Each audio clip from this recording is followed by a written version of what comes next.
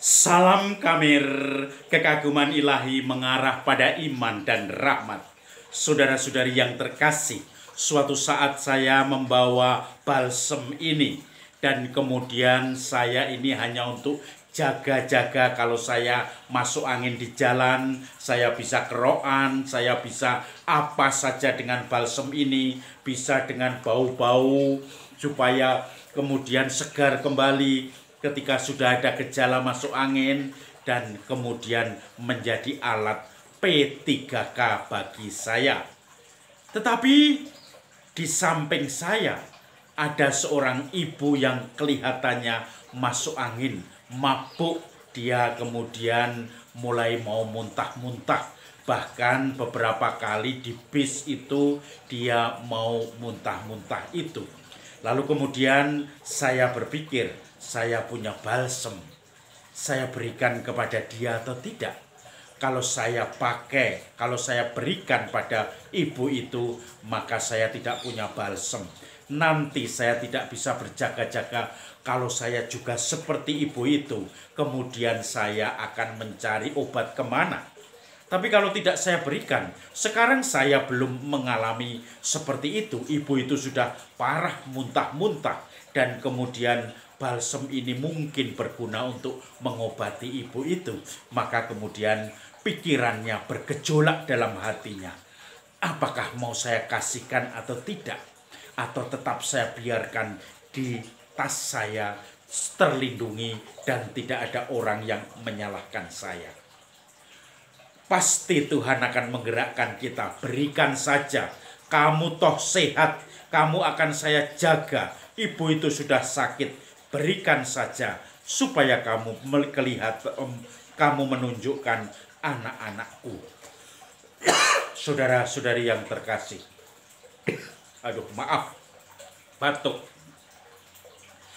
Injil hari ini juga bicara tentang bagaimana perumpamaan kerajaan Allah itu seperti seorang gembala yang memisahkan kambing dan domba. Kambing-kambing dipisahkan di sebelah kiri, domba-domba di sebelah kanan. Dan itu rupanya pekerjaan para gembala ketika menjelang malam hari, di mana mereka harus mengkandangkan ternak-ternak mereka. Domba yang sudah bulunya lebat, dia bisa bertahan cuaca, maka akan digeserkan ke tempat yang lebih terbuka, yang lebih bisa diandalkan dengan cuaca dingin, dengan badai dan seterusnya. Kambing itu lebih bulunya tipis, maka dia dimasukkan ke dalam kandang atau mungkin di dalam goa supaya terlindungi terhadap bahaya dinginnya malam, cuaca dan seterusnya. Itu kebiasaan para penggembala. Maka Yesus membuat perumpamaan itu.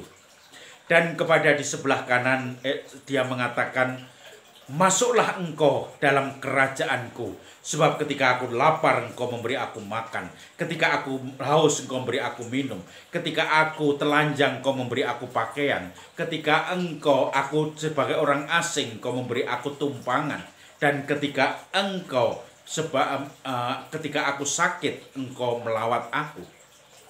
Kapan Tuhan itu aku melihat engkau sakit, engkau haus, engkau lapar, engkau telanjang, engkau jadi gelandangan atau tidak punya tempat tinggal, kami memberi kamu segalanya. Ketika kamu melakukan itu semua terhadap hal yang mereka yang paling kecil, engkau lakukan bagiku. Lalu kepada yang di sebelah kiri Yesus mengatakan, enyahlah engkau, sebab ketika aku lapar kamu tidak memberi aku minum, ketika aku haus kamu tidak memberi aku air, ketika aku lapar kamu tidak memberi aku makan, ketika aku haus kamu tidak memberi aku minum, ketika aku telanjang kamu tidak memberi aku pakaian, ketika aku sebagai orang asing kamu tidak melawati aku, tidak memberi tumpangan bagiku, ketika aku di penjara kamu tidak melawati aku.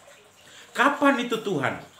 Lalu Yesus mengatakan, ketika engkau tidak melakukan pada mereka yang paling kecil dan sederhana, engkau tidak melakukan untukku.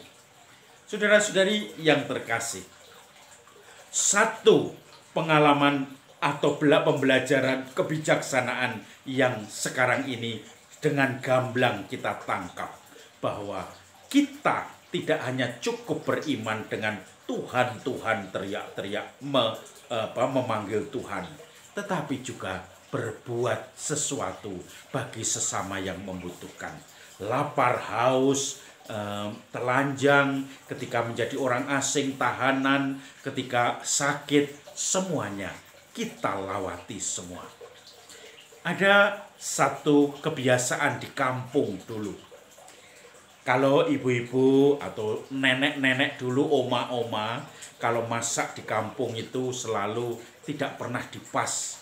Misalnya kalau dia punya anggota keluarga 5, mungkin makanannya cukup 7 orang. Karena ibu atau oma sudah biasa memasak ini untuk 5 orang, untuk 4 orang, untuk 7 orang, 5 orang, 6 orang. Dan kemudian yang 2 ini untuk jaga-jaga kalau ada orang asing datang, kalau ada orang minta-minta, kalau ada orang yang membutuhkan, kalau ada tetangga yang tidak sempat masak, dan mereka kemudian akan ditawari oleh ibu-ibu atau oma-oma, nenek-nenek yang ada di kampung itu. Itulah kebiasaan kearifan lokal yang dasarnya sebetulnya adalah peduli pada orang lain. Bela rasa, ungkapan iman yang diwujudkan dalam tindakan nyata, bukan teriak-teriak dengan segala macam pengeras suara, tetapi dinyatakan dengan diam-diam membantu orang-orang di sekitarnya. Itulah perwujudan iman, sebab iman tanpa perwujudan adalah mandul. Saudara-saudari, mari kita wujudkan iman kita, tidak hanya mengaktualisasi, tidak hanya mengungkapkan dalam doa-doa teriak-teriak, tetapi dalam perwujudan iman, dalam pelaksanaannya terhadap sesama. Salam Kamir, kekaguman ilahi mengarah pada iman dan rahmat.